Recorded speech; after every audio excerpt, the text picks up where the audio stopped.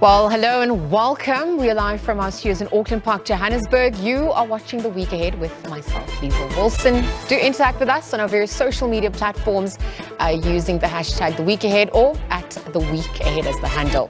Well, on that note, let's take a look at what we can expect for today.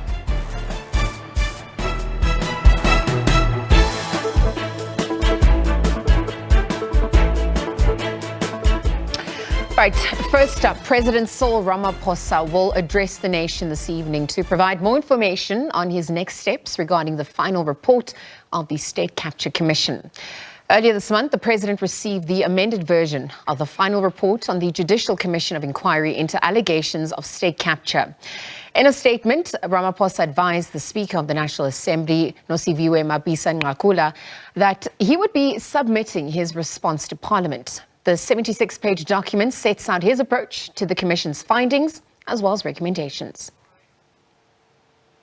On Saturday, the 22nd of October, President Ramaphosa advised the Speaker of the National Assembly, Ms. Nosiviwe Mabisa-Nqakula, that he will be submitting to Parliament his response to the recommendations of the Judicial Commission of Inquiry into allegations of state capture, corruption and fraud in the public sector, including organs of state. The document sets out the approach to the Commission's findings and recommendations, the methodology for developing the response plan, and the implementation of the response. The President's response outlines the steps government is taking to implement the Commission's recommendations with respect to actions against the perpetrators of state capture and reforms to prevent future occurrence of state capture, as well as broader systemic reforms arising from the work of the Commission. Right, so in other news, former President Jacob Zuma has accused President Cyril Ramaphosa of corruption, saying conducting private business is inconsistent with the incumbent's oath of office. Zuma says Ramaphosa should focus on addressing South Africa's challenges. Your president has committed treason, but is all silent, all keeping quiet. No president should conduct private business while in office. It's not allowed. Our country's problems are too big for a president who is busy hustling on the side.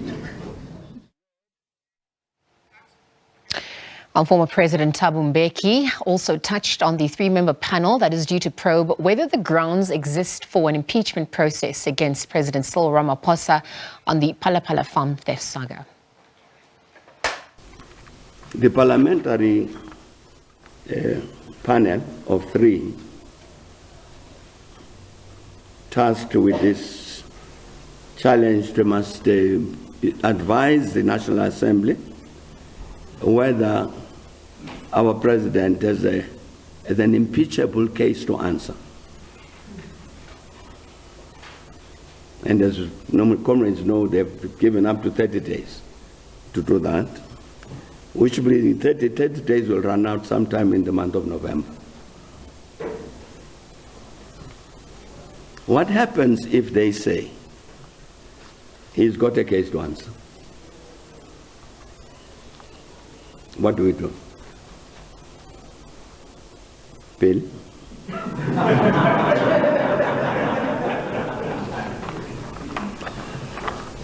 Because the population out there, its own conclusion will be, there's something wrong there. Wrong, maybe wrongly, because indeed somebody is innocent until proven guilty. The fact that a panel like that says that, it does not mean it's correct. But I'm saying you put out a notion like that, coming from this team of senior lawyers, all of them are lawyers, and they say we've looked at what we have, what we can, and it seems to us there's a case to answer. The leadership of the ANC cannot avoid meeting to discuss the question. In the light of that, what do we do? Do we say to the president he must step aside? Or do we say no? Let it continue through the courts, through the parliamentary process. What's the impact of that on the ANC in the public mind?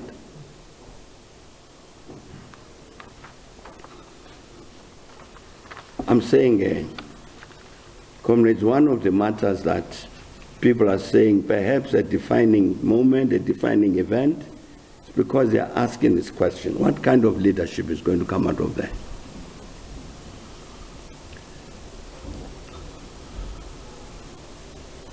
And a lot of that leadership that will come out of there are people who have been in the leadership already. So the public has a view about them.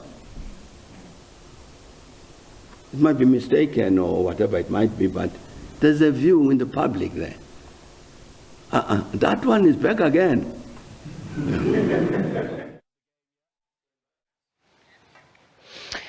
While the ANC KwaZulu-Natal's expressed concern over what it calls the attacking of the sitting president of the party, Cyril Ramaphosa, by former presidents including Thabo Mbeki, Kgalema Motlanthe and Jacob Zuma. The KZN provincial leadership says as much as it respects the role played by the former party leaders in building the ANC and the nation, it's not acceptable for them to continue to lash out at Ramaphosa on different public platforms.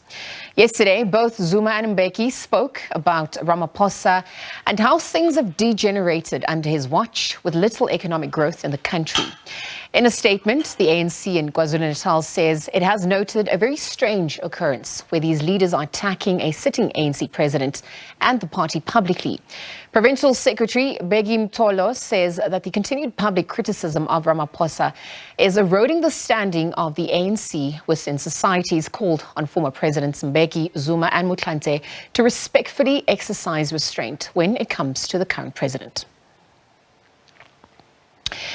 Meanwhile, President Cyril Ramaphosa is expected to make his submissions on the Phalaphala matter as on Friday. He will be making his submissions to a 3-member panel investigating whether he has a case to answer to. The panel has given him 10 days to make these submissions. Perhaps for this and more, let's bring in our legal expert, Alton Hart. A very good afternoon to you, Alton. Thank you for joining us on the SABC. Good afternoon, Lisa, and good afternoon to the viewers. Alton, let's look at these scenarios that are unfolding. What is the likelihood of the president missing this 10-day submission deadline? What are the intended implications thereof if that is a scenario to consider? Obviously, there were certain strict deadlines that was given or set out by the panel of the three retired lawyers, if one can put it that way, or at least 2 is retired. So there's strict guidelines, and between 22 and 27 October, I think MP should actually give evidence, and then they give the president 10 days in which to respond, because by the end of November, I think around about there, they need to actually come up with a report to say if there is a criminal case for the president to answer to. So if any of the parties does not meet these deadlines, it will hamper the work of the commission, and this can be detrimental to the ANC because they are going into the elective conference very soon in December. So these things, if it's not worked out and solved, then there will be a lot of questions asked and it might cause turmoil. So this thing for everybody to work with the process is now of critical importance so that we get clarity as to what really transpired on that night in February 2022. All right, so speaking of, the importance and the weight of this matter, perhaps you can walk us through what the processes then entail. Once the president has made his submissions, what is likely to follow next from there? Obviously, the former Chief Judge Sandile Ngobu, Advocate Selo, and also Judge Masipa, all of them are 3 lawyers, so they will look at, okay, and they allege that there is certain violations by the president of the constitution, also financial regulations and laws of the country. So they will look at every aspect to say, this evidence before us, does it give rise to a crime, say for instance, of kidnapping? Does it give rise to bribery? Does it give rise to breaking the Reserve Bank regulations? So each one of them, because each crime has certain elements, and they will look at the evidence before me. Is there a prima facie case in a criminal court that the president needs to answer to? and then they will make their recommendation based on that to say, yes, there is a prima facie case that the president needs to answer to, and then the NPA then will decide, are they going to prosecute on this evidence or not? That is how the criminal or the law process play out. Obviously, the political process is a little bit different. These people don't work with us like to say, is there a prima facie case and look at evidence. It's just the sentiment out there, political parties. And now also what we should not ignore is that you'll see political grandstanding, that people will say like, listen, yeah, you took an oath to uphold the constitution of this country, be it as it may that you did 1, 2, 3, or even there's a notion that you did 1, 2, 3, you should be stepping aside to protect the constitution of this country. And that is the problem. And obviously, when one looks at how this whole matter was handled by the current sitting president and his presidential protection team, as a lawyer, I see a lot of wrongs in. I'm not saying the president's intention was wrong, but how the process was handled by his unit and whoever advised him, it was not done as it would be for a normal man on the street when a crime is committed. Absolutely. So now, speaking of the panel that has been appointed, when you look at the credibility of the panel, their expertise, perhaps what they bring to this, given the gravitas of the situation, how would you weigh in on that? Do you have any concerns about the panel's credibility? No, obviously I don't have any concerns. They didn't give me any reason to judge their credibility. They've been on the bench. The two judges have been on the bench for a very, very long time. Advocate Sello is a colleague and he's got years of experience. So I do trust that they do, amongst the three of them, they do have the necessary experience to unpack the whole process and actually analyze it properly. But obviously, also what one needs to know that each legal practitioner is a human being. And sometimes your personal views can also affect how you actually conduct your work. And I'm not saying they're going to do it, but that is also a possibility. And they have not given me reason to say that they are anti-President Cyril Ramaphosa or they are for President Cyril Ramaphosa, because these were all judges that was appointed way before he was the president. Advocate Sello, he's not even on a judges panel. He's an advocate, so he works for himself. So I cannot see that people can throw around the sentiment maybe that their work will be biased. We can only interrogate the report after they've released it to say that have they applied and interpreted the law in line with the current legislation and precedents that is already in existence in our law. And we can take the report from there, and then obviously how the NPA will then now handle that evidence that is placed before them.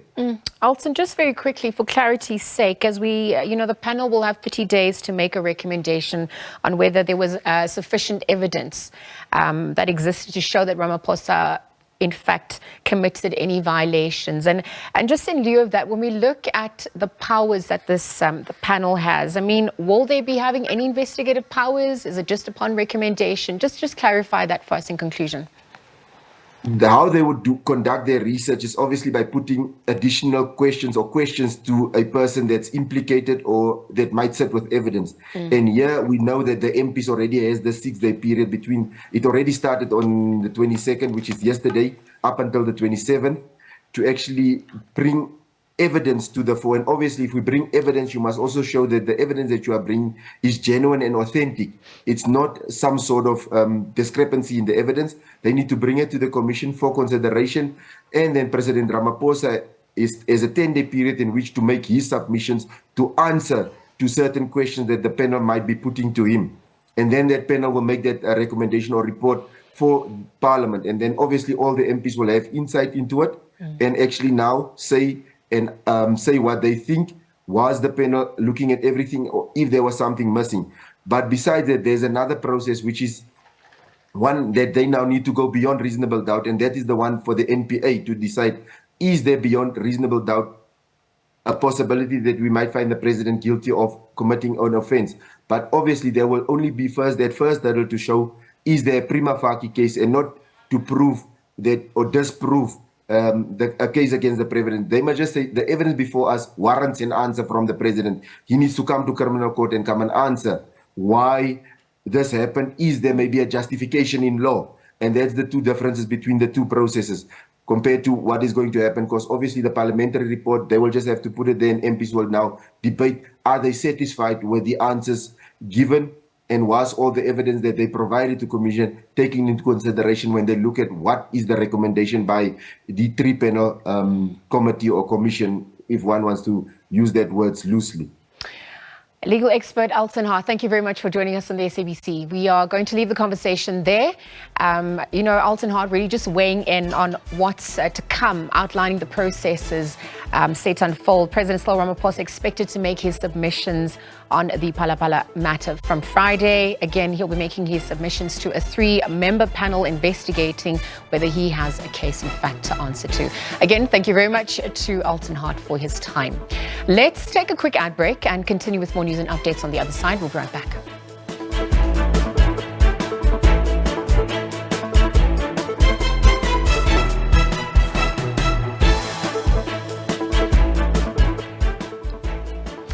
Welcome back. The week ahead continues with myself, Liesl Wilson. It seems all systems are to go for the official handing over of the certificate of recognition to King Misuzulu Gazweletini.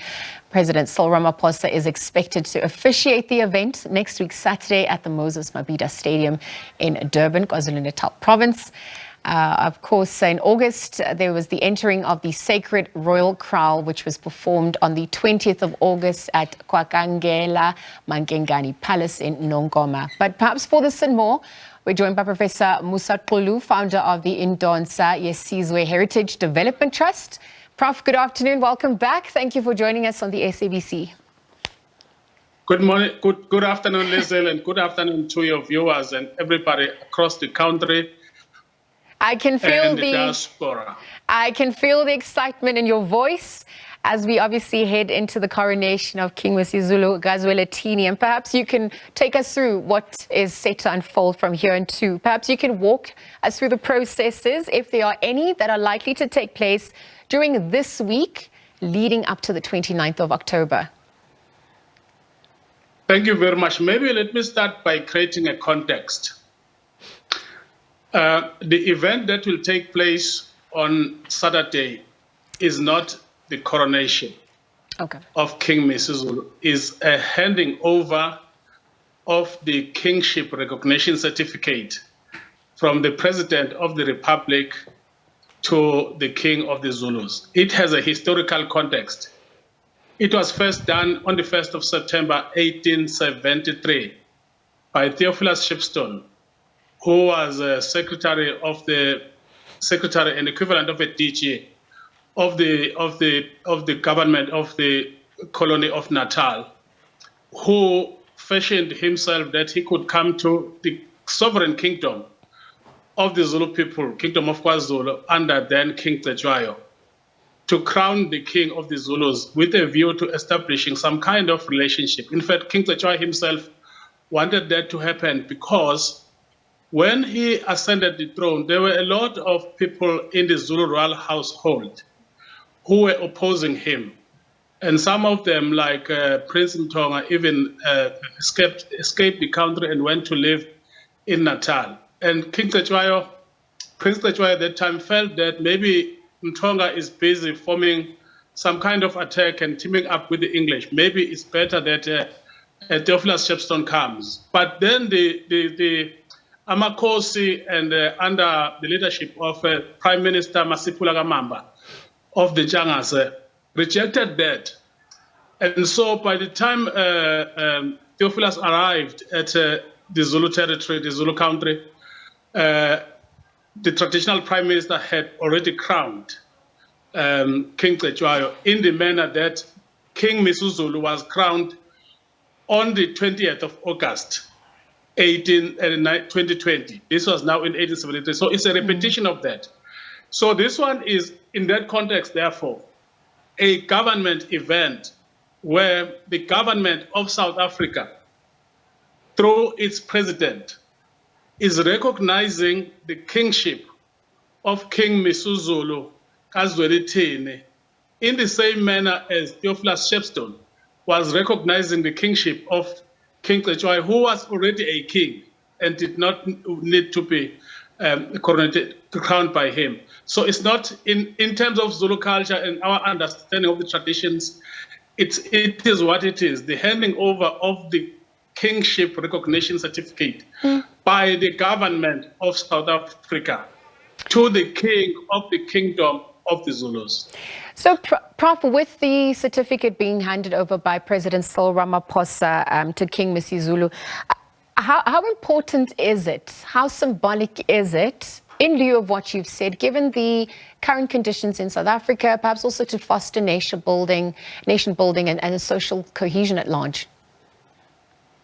It's very important. You know, since the Shepstone laws were then distributed throughout the countries in the 1800s and early 1900s, all kings and chiefs in South Africa have got to be recognized by government.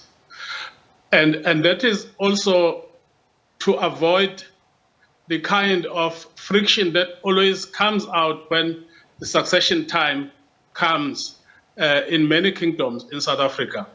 You will recall that, for example, the kind of squabbles that were in the royal household of the Zulus, which may continue even after the 29th, are not unique to KwaZulu. We have seen the situation in Balabetu.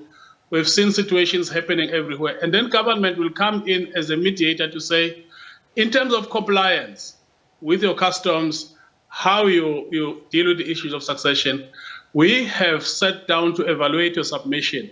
The person that is the rightful reigning king for you is so and so. That certificate on its own, the intention is to ensure that the squabbles and friction goes away. But we know that, for example, some people will fight even after that. So in terms of social cohesion, what will happen on Saturday, and I've not yet seen in modern times a traditional event, an event that impacts on one traditional community, impacting the whole country in a manner that this event will happen on Saturday. Everyone seems excited about it.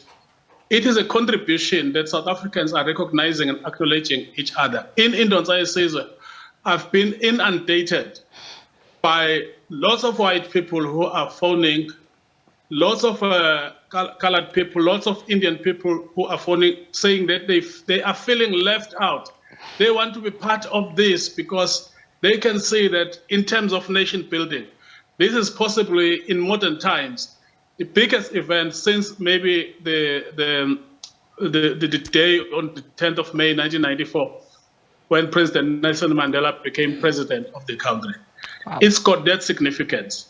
It may change how we look at South Africa going forward, and it may lead to the government, maybe after 2024, recognizing more of the role of traditional leaders and traditional institutions and traditional knowledge in the building of South Africa. And I'm not saying this only as a Zulu. As I say, I've spoken to Afrikaner people, Indians, Coloreds, Cape Coloreds, and everyone, and they're all saying the same thing, that this may be a turning point in terms of how we look at the institution of kingship in a democratic state. And we've seen it functioning in England, in the United Kingdom, for example. We don't have to oppress it here. We must find ways to make traditional leadership institutions to exist side by side with the democratic country that South Africa is. It is doable. The excitement must not just be excitement emotionally.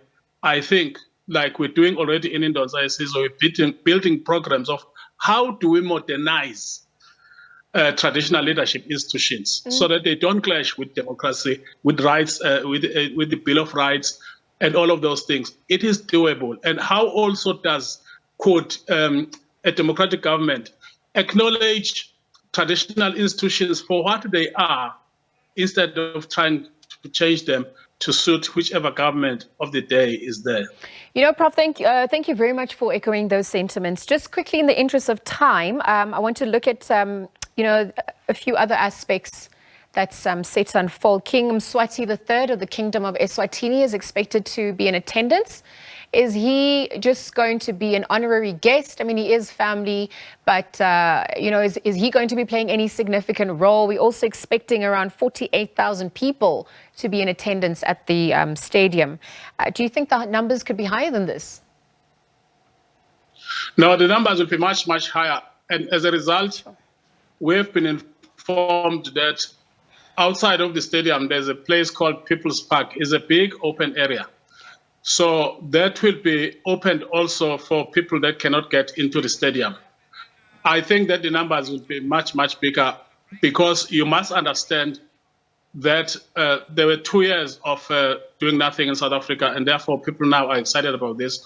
Also, King Swati's role, yes, maybe I don't think that he will talk. What the people that are likely to talk and must talk is His Majesty the King, who must be introduced by his Prime Minister and Prime Minister of the Zulu nation, Prince Mangosuthu Buthelezi, and then the President.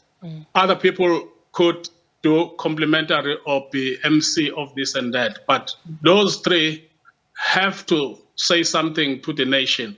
Prince Mangosuthu Buthelezi introducing His Majesty the King, the President. Of course, the King has to speak at the end, because when we're there, we're talking the issues of the kingdom. So he speaks last. I think there's consensus around that, so that what he says, everybody goes back with that message of a better future that we can expect after this very august event.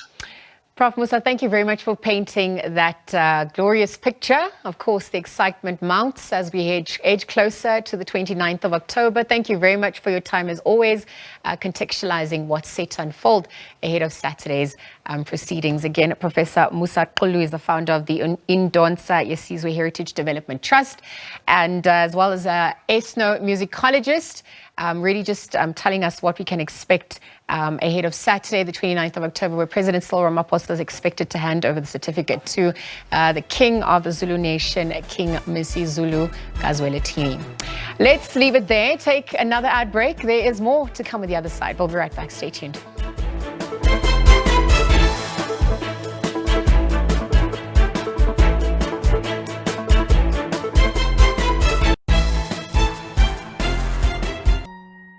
There's more than one way to say, I love you.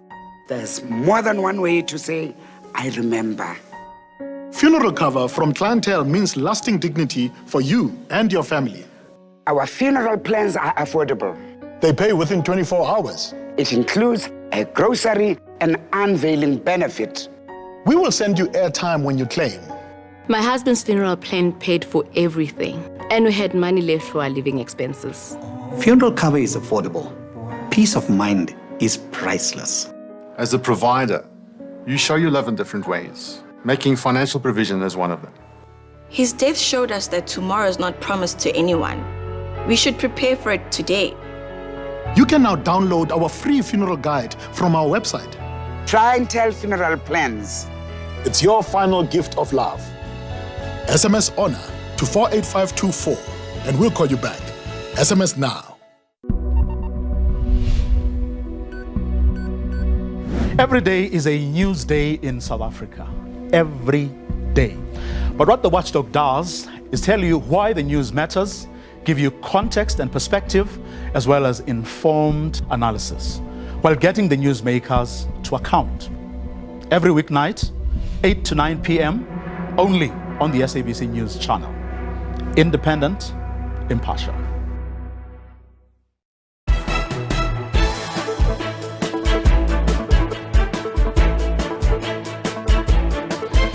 Right, welcome back. The week ahead continues with myself, Diesel Wilson. Perhaps for what we can expect in your international news diary this coming week, we're joined by international news editor Sophie Mukwena. Good afternoon, Sophie. Thank you for joining us. It's been an eventful week on the international front and a lot more set to come.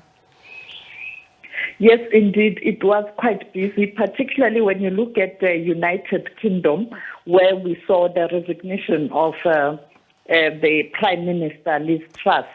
And therefore, now the United Kingdom will certainly have a new Prime Minister very soon, even though the Labour Party, on the other hand, and other parties are saying that the best way to handle the current political crisis in the United Kingdom is to go for fresh elections, because what has transpired the past 2 years, there has been so much confusion to an extent that the citizens of that country might have a different view in terms of the mandate of head of government in that country. And therefore, the Labour Party insisting that there must be fresh elections, but the party that is in government currently with its coalition not agreeing to that and pushing ahead to shortlist the candidates, and we expect tomorrow voting and announcement of those who have made the threshold of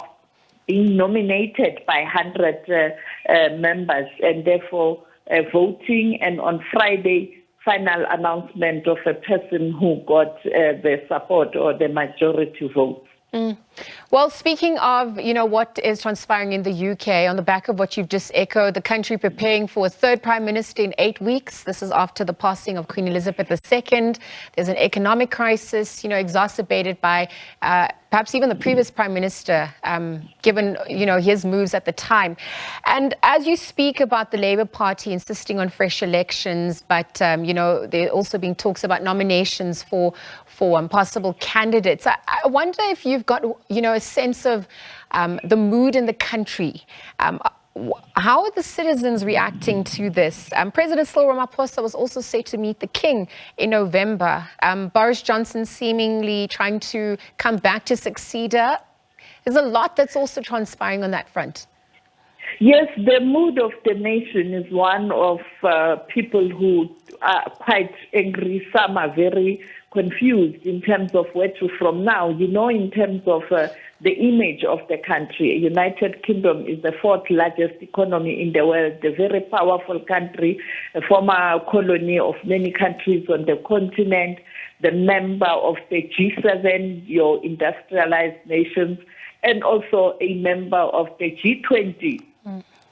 Countries that are expected to meet in Indonesia, Bali, next month amid all the current economic and political challenges around the globe. And therefore, you expect the United Kingdom to go to these multilateral conferences and organizations with a strong voice to push what the North would say is the position of the developed North. But unfortunately, they are limping, and therefore, even the people, they are quite confused. I mean, you saw what happened to the economy in that country when the new finance minister was appointed by Liz Truss. The economic policies that didn't get support from captains of industry, investors, and those who are very the markets, and we saw even the pound suffering, and therefore, it is a very confusing situation economically and politically. And you also have a situation that in the Northern Hemisphere, they are now approaching serious winter days. And therefore, the issue of energy, electricity and gas is a huge problem for those countries that are in the Northern Hemisphere, including the United Kingdom. And therefore, people want proper leadership during a crisis. And therefore, you see a situation where now they still have to wait and maybe 4 or 5 days to know who will be the next prime minister. Boris Johnson, yes, he was on holiday in the Caribbean. He flew back yesterday, and some of the members of his party nominating him or saying they will support his nomination. But there are outstanding issues and matters with Boris Johnson. That is why he resigned. And therefore, the question is, if you bring him back, all those scandals and baggage will come back and haunt the party and the government. And therefore, now it's a very difficult situation. That is why yesterday he had a meeting with one candidate who is currently a frontrunner. And now the problem is that you already see online the racist and the right-wing people in the United Kingdom who are now questioning even the birthright of the other candidates. You know, the issue of race again playing itself there. And therefore, it is a very difficult one. We'll see what's going to happen. The other candidate being a person of color and other people really raising objections like they did with Barack Obama in the United States of America. But if United Kingdom needs some advice, they can look at what transpired in the United States of America, where Barack Obama did become the first black president in that country. And therefore, United Kingdom, the fourth largest, and with lots of relationship with people on the continent, in India and everywhere, a former colony, should know better that we live in a different time. And anybody who qualifies to be a head of a country or a state or a government in any country must be given that opportunity if he's got support. Well, as we park that conversation there and obviously continue to monitor what's developing in the UK, I want to bring it back to the continent as the fighting has isolated the Tigray region after international calls for a halt to the escalating violence have now failed. Tigray talks, negotiations between Ethiopia and Tigray are scheduled to take place in South Africa. Phumzile Mlambo-Ngcuka, the former Kenyan President Uhuru Kenyatta, are set to mediate those talks. Walk us through what we can expect on that front. Well, it's quite difficult to get information because South Africa is a host. They're providing facility and venue and accommodation, and therefore they don't want to speak and perhaps influence or be seen as influencing direction or moving ahead of the AU, because these are AU-led talks. And as you pointed out, they have appointed the three leaders, former Deputy President of South Africa, who was also the Executive Director, UN Women, Dr. Phumzile Mlambo-Ngcuka. I think you know that the African Union did appoint her to be a member of the panel of wives. These are senior people who have led on the continent in different spheres and are being called on every time there are challenges. And therefore, she has been brought in to assist. And with her experience as someone who has led the UN Women, you know, she was traveling all over the world and people know her. They know him. They know her on the continent. She has been to Ethiopia many times, to many other countries. She's a South African. And I think we know that the Ethiopians, both sides, are very comfortable with South Africa because of the political relations the two countries had, you know, during the days of exile, Madiba receiving military training there. So much as they are divided internally, there's that respect to South Africa. Then you have Uhuru Kenyatta, a former leader from the Horn of Africa who has worked very well with Ethiopia. And then the only problem is former President Olusegun Obasanjo. There were reservations from some of the sections in terms of his role, but he's continuing to be the main facilitator. He presented a report behind the scenes, the UN, on Friday, and the UN did approve and support the AU-led mediation. So there's hope that perhaps there will be some movement, particularly in terms of ensuring that there's ceasefire, because people have died. People are fleeing the country. Children are dying. Women are being raped. It's just a disaster that needs attention. Unfortunately, again, we see a situation where the developed countries and the world in general and the international community are looking away and just focusing on what's happening in Ukraine. A similar story with Palestine. And therefore, developing countries and poorer countries, when we have challenges, the developed north, the international community just doesn't care. I mean, the DG of the World Health Organization, Dr. Tedros, who's a Tigrayan, has made an appeal, I don't know how many times, but it looks like the world is looking away.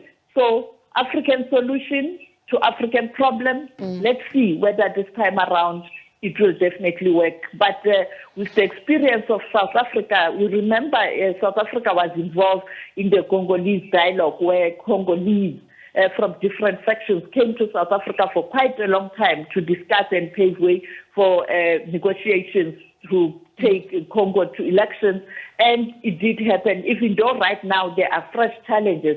But South Africa has contributed many, many times. In Burundi, in many countries, South Africa has played a role since admission to international community post-1994, in line with our foreign policy. Thank you very much for weighing in on those stories. Just very quickly, we've got about a minute or so. The Kingdom of Lesotho, the inauguration, post-elections, Sam Matekane emerging as the new Prime Minister. What can we expect on that front? Yes, they announced a coalition, and therefore he is a premier candidate. But we are told that there were technicalities. The Electoral Commission in that country had to relook at the allocations of seats, and therefore this has caused tension. And therefore, some people are predicting that the inauguration will go ahead on Friday. Others are saying you have to sort this out because they have to take three seats from one of the second largest party, and therefore this is causing a lot. Elections, that's the problem. If there's not an outright winner, you always have to battle with people taking hard line. But we were told that it's likely to be this Friday. We had President Ramaphosa last week when he was hosting the president of Western Sahara, saying that he was going to speak to the incoming premier or premier-elect, Matekane, and because the president has played a very important role in facilitating the talks in Lesotho with the intention to implement the reforms. And later... Thank you very much for weighing in. We're going to have to leave the conversation there. I know there's so much to unpack, but we'll obviously be looking at those stories and more. SABC International News Editor Sophie Mokoena weighing in on what we can expect on the international news front, just giving us the diary there. As we move, back to South Africa, all eyes will be on Finance Minister Enoch Godongwana when he presents the medium-term budget policy statement this coming week. Government and unions are still at loggerheads over public servants' wages, but Acting Public Service and Administration Minister Thulas Nxesi is expected to implement a 3% wage offer anyway to avoid some uncertainties ahead of the speech on Wednesday. Government says it's grappling with a balancing act between public sector wage increases and additional headcount. It says there's always competition between the two. We think, despite the rhetoric from government and from the private sector, the wage bill is actually, there's nothing wrong with it. It's stable. It's been stable at about 30% to 35% of the budget over the last many years. In fact, what we've noticed is that there's an increase in the amount of vacancies in the public service, especially around critical frontline service functions like nurses and doctors, teachers, police officers, Home Affairs. And the consequence, if you don't fill these critical vacancies, then you see long queues at Home Affairs. You see long queues at hospitals. You see nurses having to perform their jobs of 2 or 3 staff. That has an impact upon the quality of service that the public needs to receive from the government. We've also seen a very worrying trend over the last 2 decades where the headcount of the police service has significantly decreased from about 208,000 at the beginning of the century to about 172,000 today. And this is despite the population increasing significantly, despite crime levels rising significantly. That indeed is where... Right, so ahead of the medium-term budget policy statement that's set to take place on the 26th of October, Davi Rood, Chief Economist at Efficient Group, joins us for a preview. Davi, good afternoon. Thanks for joining us here on the SABC. My pleasure, of course. Good afternoon to you. Davi, within a challenging global economic outlook, let's hone in on South Africa's macroeconomic outlook. I mean, there was yet another revenue windfall in addition to revenue overruns in recent years. And I wonder, given what has happened in that regard, how do you see these windfalls being used productively, perhaps not just once off? Revenues is obviously doing better due to the commodity cycle. Yeah, you refer to the international economic environment, which is not a very nice place at the moment. But yes, there are some benefits to that. The downside, of course, is that the oil price is high, but the upside certainly is that things like other commodities like platinum, palladium, and coal prices are quite high. They are exporting a lot of stuff, if they can, if the railroads are working and harbours are working, but they do export some. And then, of course, the Minister of Finance gains by way of additional taxes. So we expect a significant overrun on the revenue side, like the previous financial year. And of course, the big question is that how to use this money. It is important to understand that the state, despite this overrun in revenue, we are still running a huge fiscal deficit. So there's no surplus. There's no extra money. It is just that it is still bad. It's just not as bad as previously thought. That is basically the fiscal situation. At the moment, it seems to me that some of this money is likely to be used for things like, for example, the wage increase for the civil servants. Some of that will go there. And then the big thing has to do with the state-owned enterprises. And they are all standing in a queue waiting to get some money from the Minister of Finance. And the really big one, of course, is the finances of Eskom. Eskom owes so much money that financially it's just not capable of carrying that specific load. And they've been asking for the Minister of Finance to take some of that debt over and put it on the balance sheet of the Minister of Finance. So there is a bit of an overrun, but I think about half of that has probably been spent already. Oh, absolutely. So on the back of, some of those factors you've just mentioned, I want to bring in the issue of South Africa being grey listed. I mean, some civil society organizations are calling for South Africa to stand up, put more pressure on government to avert, this grey listing. Obviously saying that it's going to have devastating effects for the country's economy at large. How would you weigh in on that? Yeah, if we are grey listed, and I think most analysts expect us to be grey listed, I'm a little bit more optimistic. I think they're going to give us a second chance. I think they will. Remember that the term grey listing simply means that you've been put on terms that you have agreed to make certain changes within a certain period of time. That's what grey listing means. But if you are grey listed, then other countries doing business with you, they're going to ask you more questions, and it's going to be more difficult to send money abroad, to send money from abroad to South Africa. And that means it will affect things like investments and trade and all of that. I think we're going to get a second chance. So we've already started implementing certain things. I'm in the financial services sector, and I know that they're putting a lot of pressure on us to make sure that we comply with all legislation. And recently we saw, for example, there's one example, is that the Financial Services Conduit Authority, for example, declared so-called cryptocurrencies or crypto assets as normal financial assets. That's one example of trying to prevent us from getting on the so-called grey list. I think we might get a second chance and get a little bit more time to make sure to put our house in order. Davi, I need to wrap up. We've run out of time, but obviously looking at some major policy decisions, the basic income grant also comes to the fore. Yeah. What concerns arise there? Just very quickly in conclusion. Well, the main thing is that the fiscal accounts are in deep trouble. So despite a bit of an overrun on revenue, the special COVID grant will come to an end the end of March. There's huge pressure on the Minister of Finance to come with an alternative. I think we could see something like that in the speech of the Minister this week. Davi Rowe, Chief Economist from Efficient Group, thank you very much for weighing in on what we can expect. Again, Finance Minister Godongwana is set to table the medium-term budget policy statement on the 26th of October. As we leave the conversation there, the Economic Freedom Fighters in KwaZulu-Natal says it prides itself on its growth and support amongst the electorate. The party grew from 64 councillors in the province during the 2016 municipal elections to 164 councillors during last year's municipal elections. The party is holding its provincial elective conference in Durban. Party leader Julius Malema is addressing the conference. On that note, let's take you live there. It is you, the KZN leadership, that gave us a lot of votes in the previous elections when the many doomsayers did not expect us to emerge in KwaZulu-Natal. You have demonstrated under your leadership, KwaZulu-Natal, that the EFF is not an organization of a particular tribe or province, that it is a national organization that exists in all corners of South Africa. We know today that KZN is the hope of the EFF and the people of South Africa when it comes to 2024. You have defeated tribalism.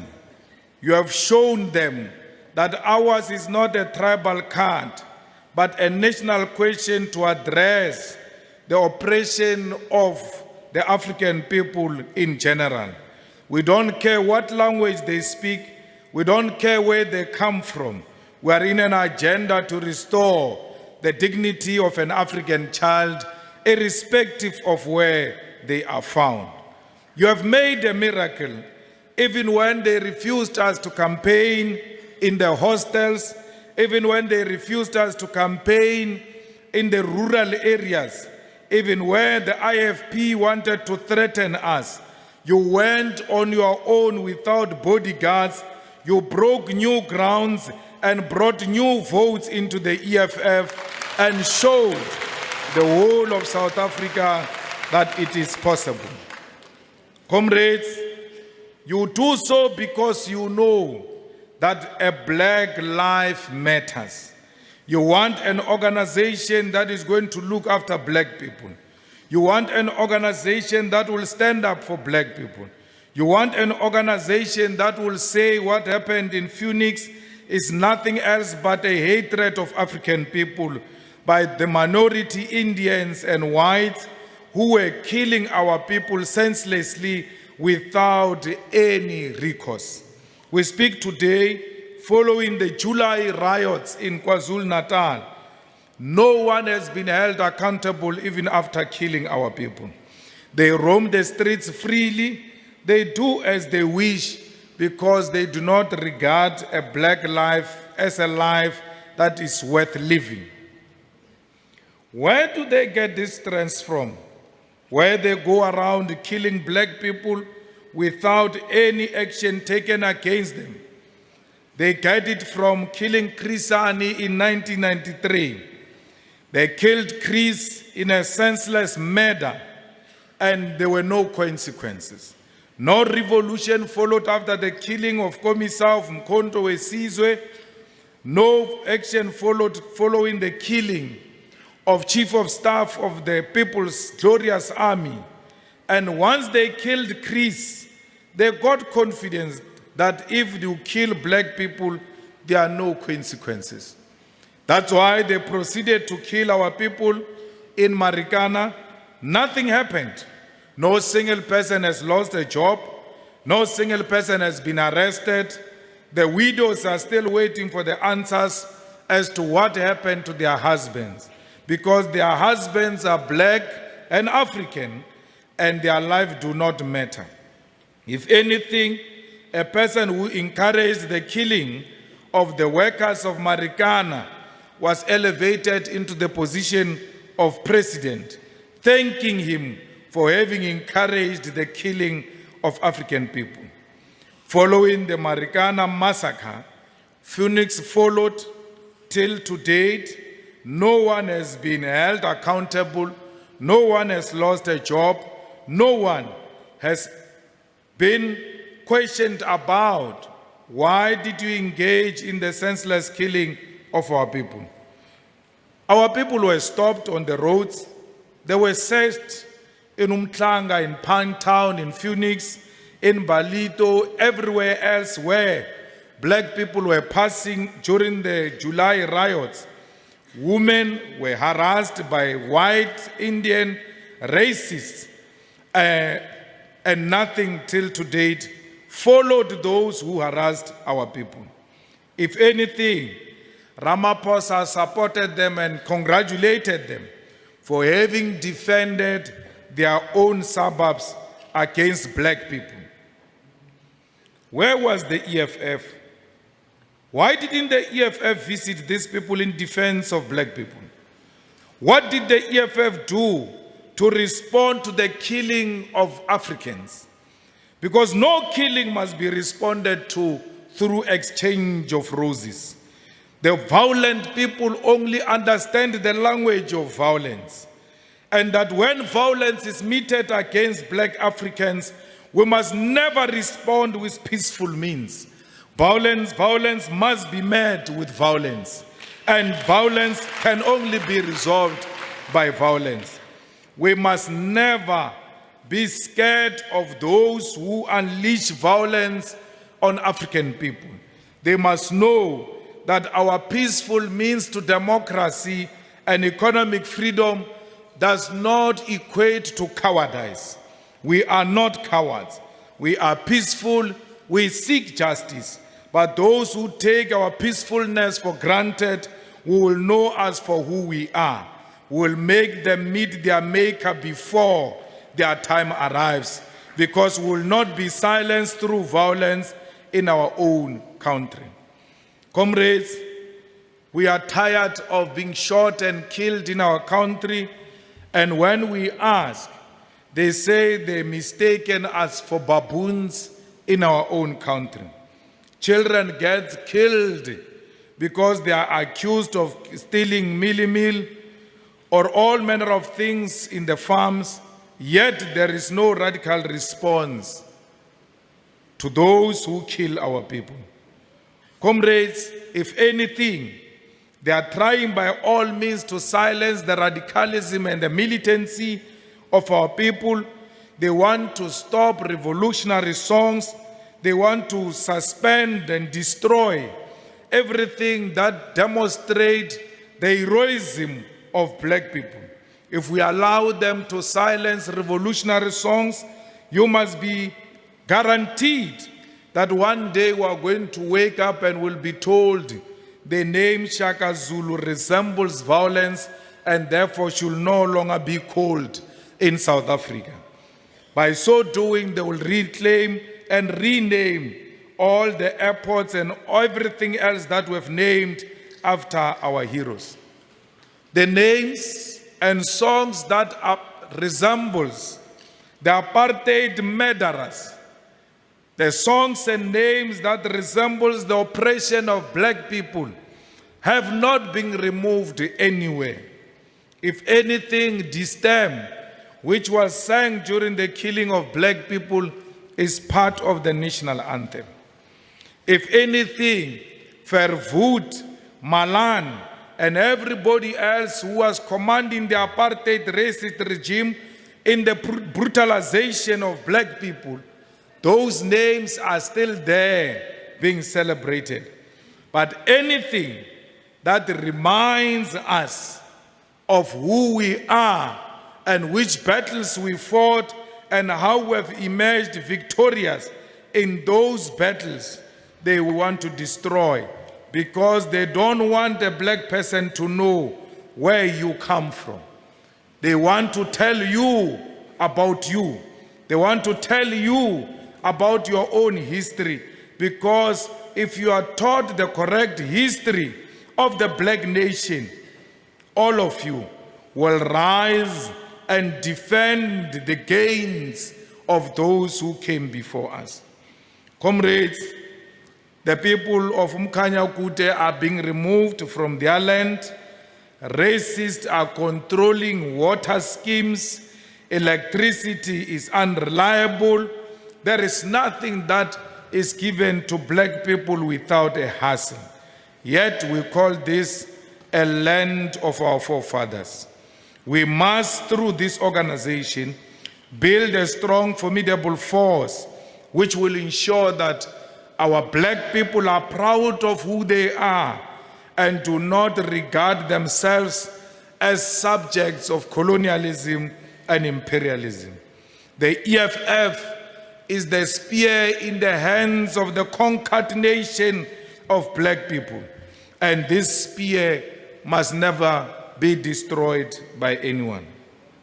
Comrades, when you engage in factionalism, wanting to destroy this spear in the hands of the poorest of the poor, remember all those people who are losing their animals in KwaZulu-Natal because they went into a white farm for grazing. And the white farmer found those animals and took them because they came grazing in his farm without a permit. You must know that those people who lost those animals are looking for the EFF to go and reclaim back those animals. If you destroy this organization, remember that there are a lot of people in Umgeni municipality who are looking for clinics, and there are no clinics, and those are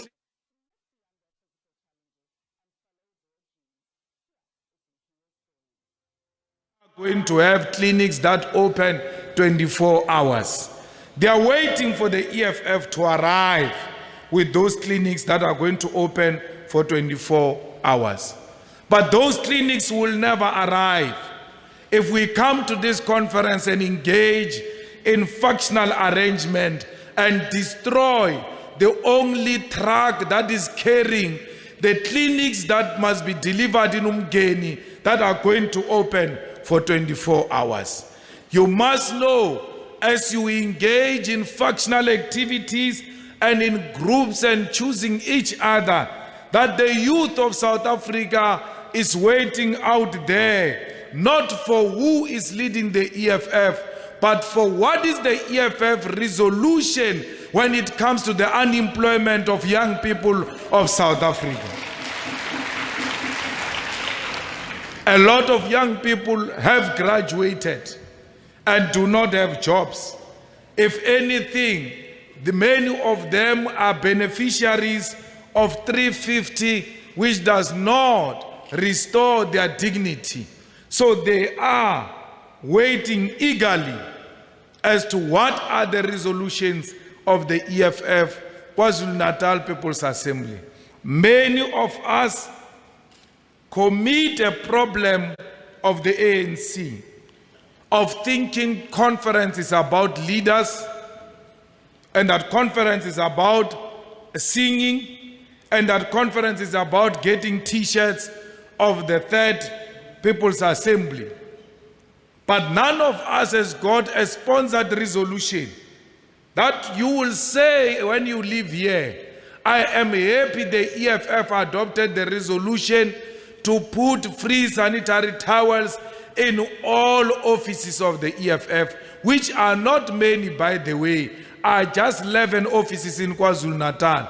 You go around saying you want free sanitary towels to be given to students, to be given to poor people in the communities. But in your package of this KwaZulu-Natal People's Assembly, there are no free sanitary towels in the bag that you are giving to delegates.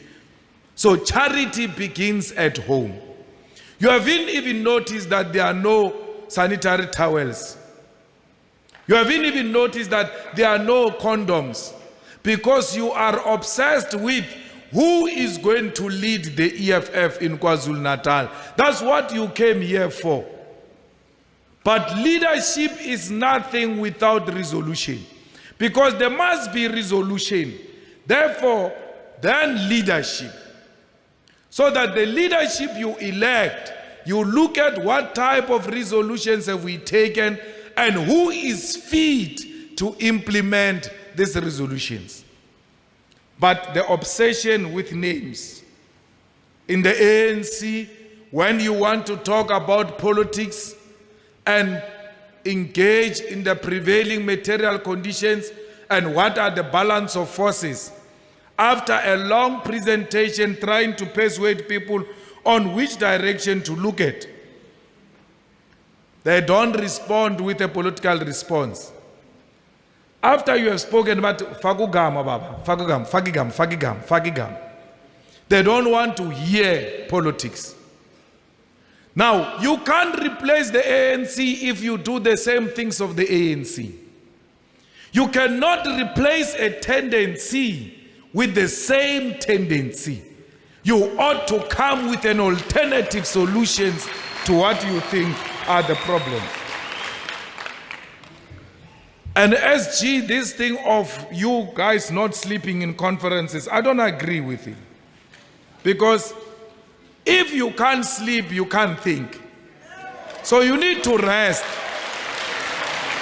You need to rest.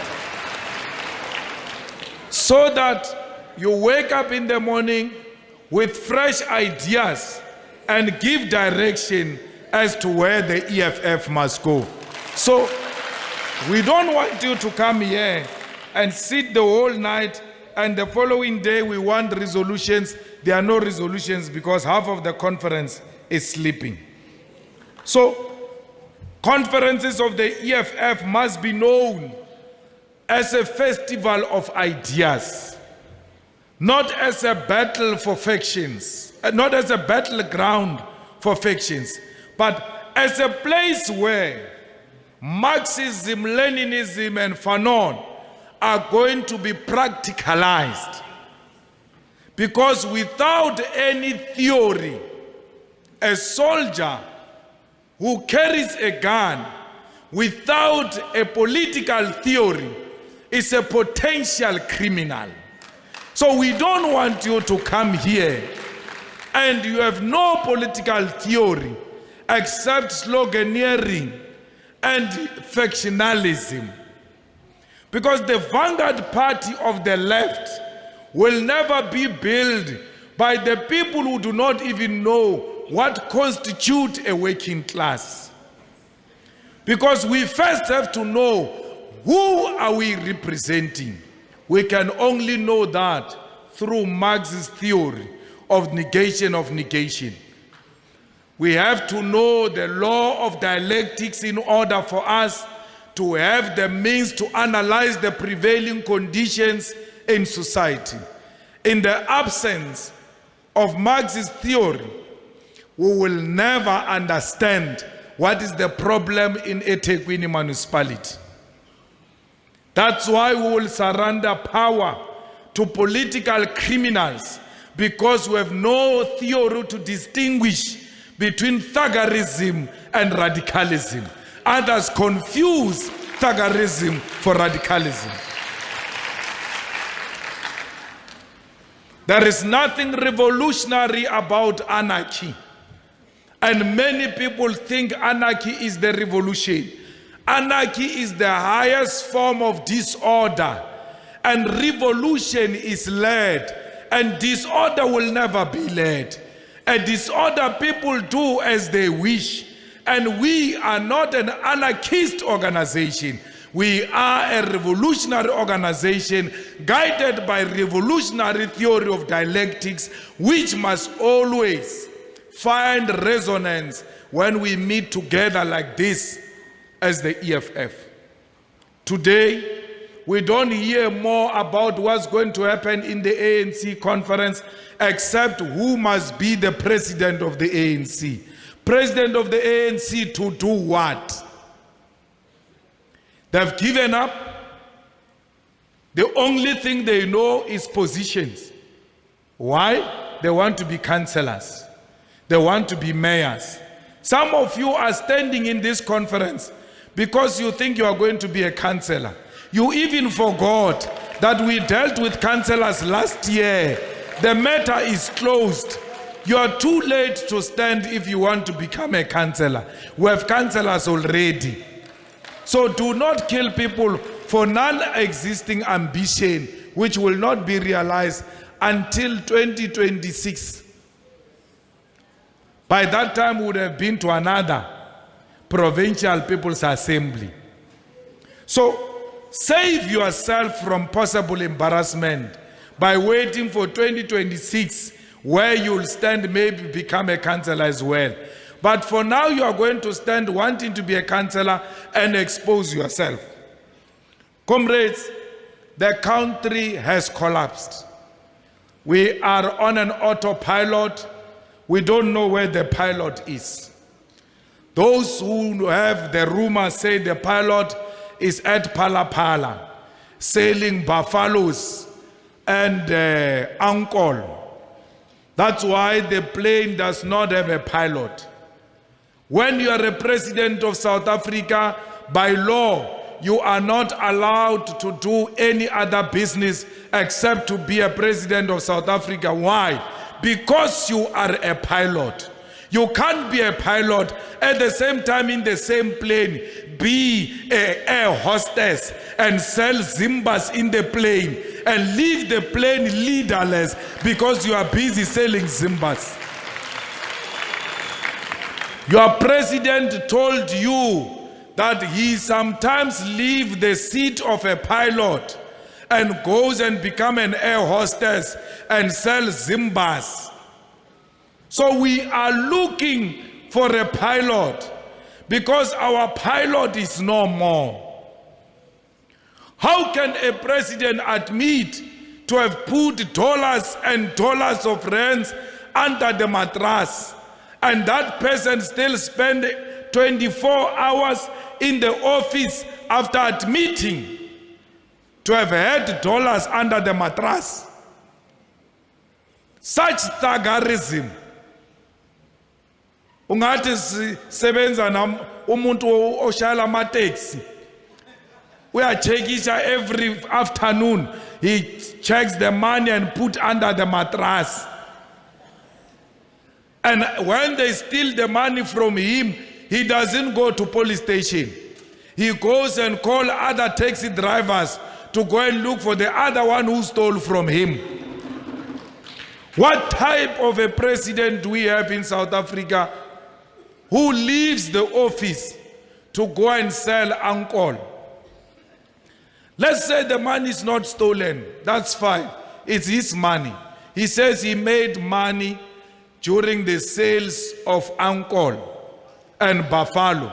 When he was selling uncle and buffalo, who was the president of South Africa during that time? You have a president who tells you that I sometimes leave this seat to do other things, and you don't release him or no. Go and do those things freely. We want a full-time president. We don't want a part-time president. Because by law, the president must not do any other job except being the president of South Africa. That's why are they not allowed to do other business? This country is too big to have a part-time president. Because we've got an absent president, Transnet has collapsed. Because there's no one to look after Transnet. PRASA has collapsed. SABC is running on autopilot. The municipalities, all of them without fail, have collapsed. If they pay salaries, the municipalities, they can't pay Eskom.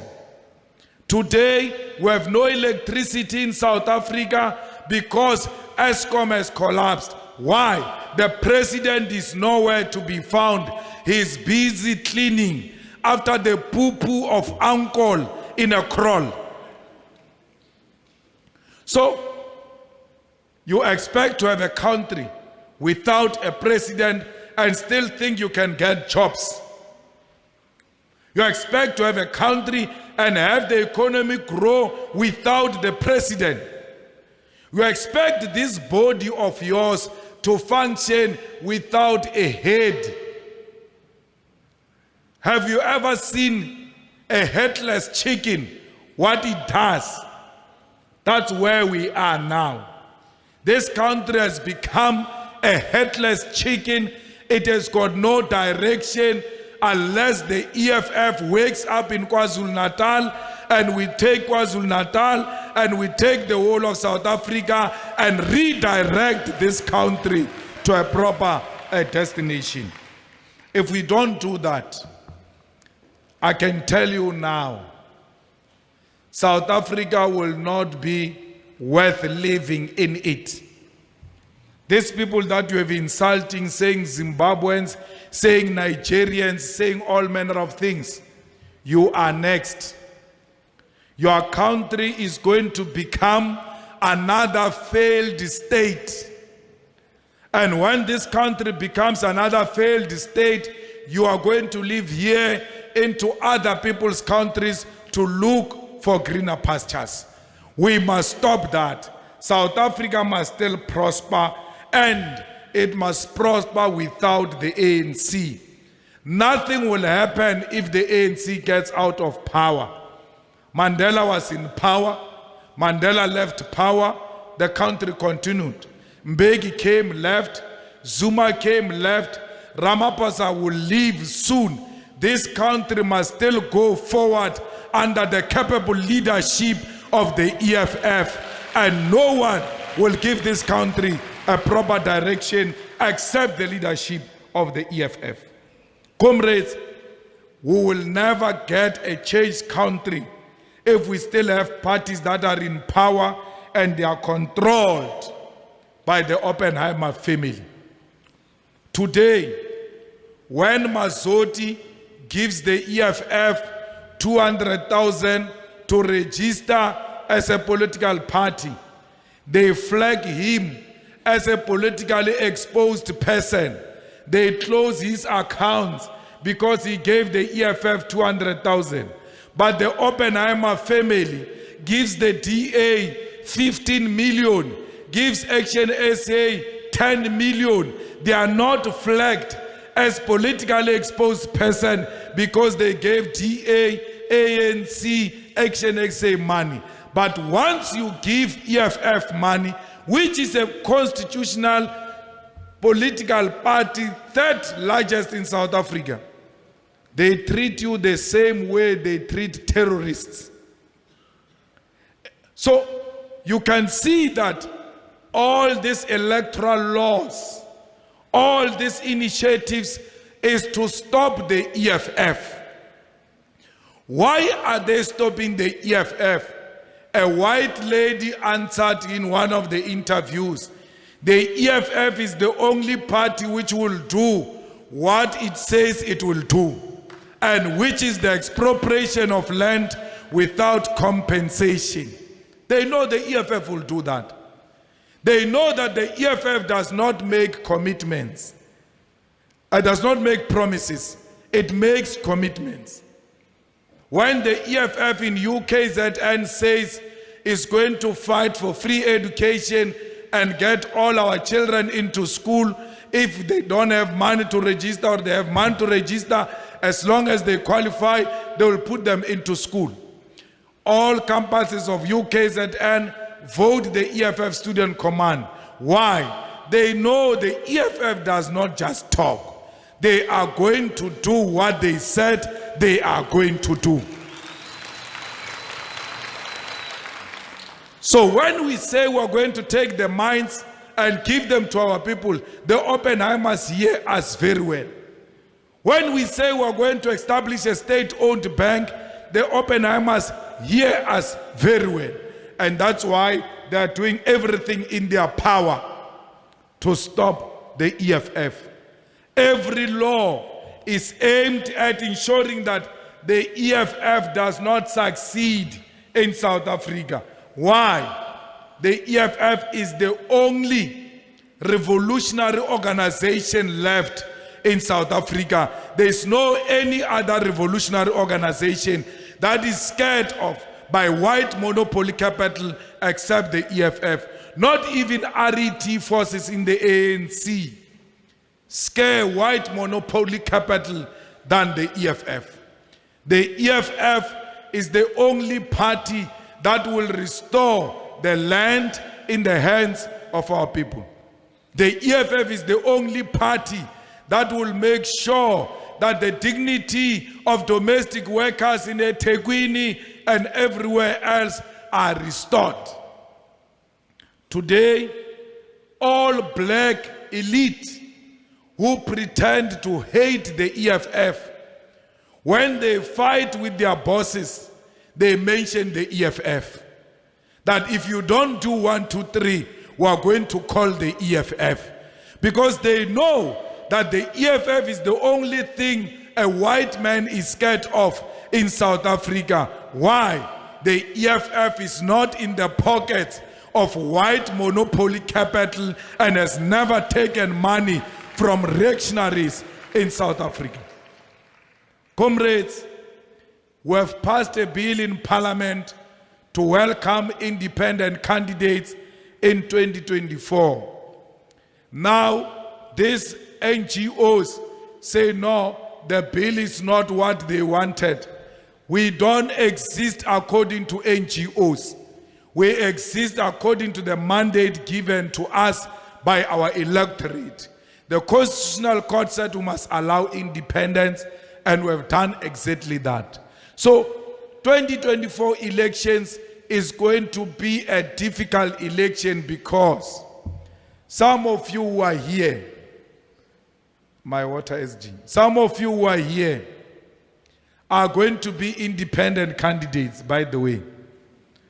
Especially those who go to conferences and lose, and when they lose, they think we owe them something. So be ready. People are going to lose conferences and are going to be independent candidates. And that independent candidate is going to make our ballot paper the longest ballot paper in the history of elections. It is not going to be an easy election. So when you live here, please prepare yourself to fight against the people you have been with in the EFF for a very long time. Because others are nothing else but opportunists who are prepared to destroy a political party in the name of personal interest.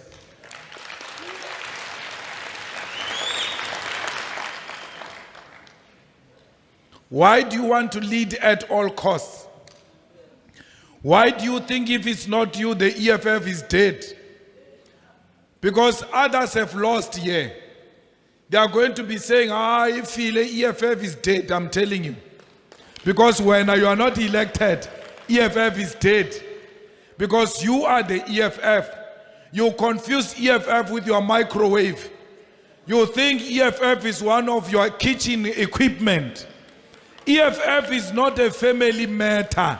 It's a national matter and does not belong to any individual. If you are right, let me tell you, contesting is not a declaration of war. It's democracy in action. There is nothing wrong with contesting. Sometimes you must do it even when you know you are going to lose, to test whether democracy is still working in the EFF or not. Harry Gwala wanted to contest who? Mandela. Was it Mandela? In the first conference. And when they asked for seconders, he got only one hand or two seconding him. And they asked him and said, why did you contest even when you knew you were going to lose? He said, I wanted to teach the future generation that there is democracy in the ANC, that no one is born for position in this organization. So today you have lost. Because the majority said you must not lead. It's a democratic decision that must be respected. Because in the EFF we lead through democratic centralism. A decision of the higher structure is binding on lower structures. Now this higher structure has taken a decision and said Monges will lead. Whether you like it or you don't like it, you must respect democratic centralism. And let me tell you, majority can also be wrong. It doesn't mean because I'm voted by the majority, it means they are right. The majority can be wrong because majority is always wrong there in parliament called the ANC, yet is in majority. What do we do when the majority is wrong? Do we throw the baby out with the water? No. Because we are defeated democratically, wrong as they are, we are going to support them. But we'll continue to advocate for this idea from within the structures of the organization until the day they realize we were right. Do not choose your friends to lead with you. Because leadership that is meant out of friendship is going to fail. Tomorrow, we must go to the War Council. Me and Marshall were friends. We go drinking at Max's place. When we arrive at the War Council, there are no minutes. When I say to the Secretary General, where are the minutes? Or you know where we were yesterday. Once you don't have the minutes, that is the beginning of the degeneration of the organization, and it will die a natural death. Let me teach you.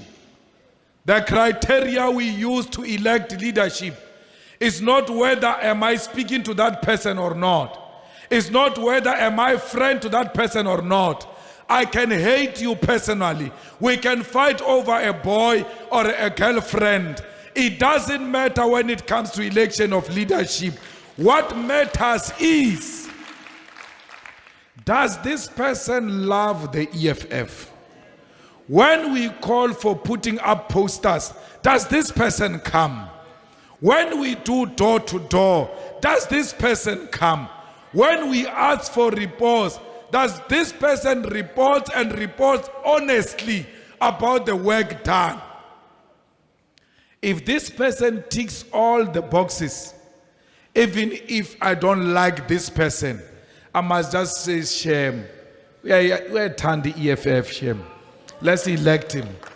On the basis of that, why do you want to elect the people on the basis of proximity to them? Why do you want to elect people even when you know that they've got no qualities of leadership? Why do you want to destroy the investment you have made in other leaders? Why is one conference replacing the other conference? What happens to institutional memory? What happens to the investment we have made in individuals? Because every election means ushering in of new people out of jealousy and nothing political.